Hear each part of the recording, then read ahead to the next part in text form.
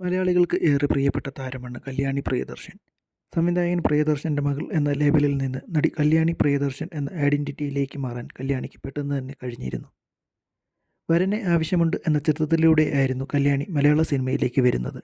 അതിനുശേഷം തല്ലുമാല, മരയ്ക്കാർ, അറബിക്കടലിൻ്റെ സിംഹം, ആൻ്റണി, വർഷങ്ങൾക്ക് ശേഷം തുടങ്ങിയ നിരവധി മലയാള സിനിമകളിൽ കല്യാണി അഭിനയിച്ചു.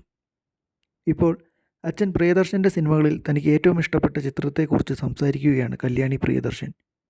പ്രിയദർശൻ ചെയ്ത സിനിമകളിൽ തനിക്ക് ഏറ്റവും ഇഷ്ടം തേന്മാവിൻ കൊമ്പത്താണെന്നും ഇഷ്ടപ്പെട്ട കഥാപാത്രം കാർത്തുമ്പിയാണെന്നും കല്യാണി പ്രിയദർശൻ പറയുന്നു. പുതിയ കാലത്ത് തനിക്ക് ഇഷ്ടപ്പെട്ട നടൻ ഫഹദ് ഫാസിൽ ആണെന്നും കല്യാണി പറഞ്ഞു. ശോഭന ചേച്ചിയെ ഏറെ ഇഷ്ടപ്പെടുന്ന ഒരാളാണ് ഞാൻ. അതിനാൽ അച്ഛൻ ചെയ്തവയിൽ എനിക്ക് ഏറ്റവും ഇഷ്ടപ്പെട്ട സിനിമ തേന്മാവിൻ കൊമ്പത്താണ്.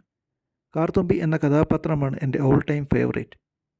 വരനെ ആവശ്യമുണ്ടെന്ന സിനിമയിൽ ശോഭന ചേച്ചിയുടെ കൂടെ അഭിനയിക്കാൻ കഴിഞ്ഞതിൻ്റെ ത്രില്ലിലാണ് ഞാൻ ഇപ്പോഴും.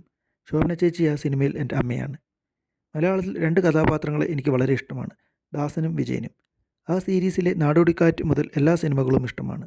എത്ര കണ്ടാലും ആ സിനിമകൾ എന്നെ ചിരിപ്പിച്ചുകൊണ്ടേയിരിക്കും. പുതിയ കാലത്ത് ഫഹദ് ഫാസിലിൻ്റെ എല്ലാ സിനിമകളും ഇഷ്ടമാണ്. ഫഹദാണ് എൻ്റെ ഇഷ്ട നടൻ. സുഡാനി ഫ്രം നൈജീരിയ അടുത്ത കാലത്ത് കണ്ടവയിൽ ഹൃദയം കവർന്ന സിനിമയാണ് എന്നാണ് കല്യാണി പ്രിയദർശൻ പറയുന്നത്.